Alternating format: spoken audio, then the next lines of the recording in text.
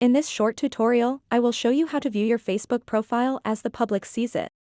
This feature allows you to see exactly what information and posts are visible to others when they visit your profile. By viewing your profile from someone else's perspective, you can ensure that you are sharing only the content you want others to see. To get started, open up the Facebook mobile app and then tap on the menu button at the bottom right corner of the screen. After that, tap on your name at the very top. Once you are on your Facebook profile, tap on this exact button next to the Edit Profile option.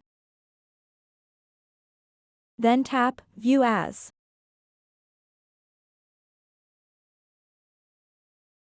Now it will show you how your Facebook profile looks to someone who is not friends with you. So that wraps up this tutorial.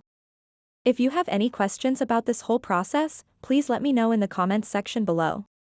And if this video helped you out, please give it a big thumbs up and subscribe to this channel for more tutorial videos like this one. Thank you so much for watching and have a good day.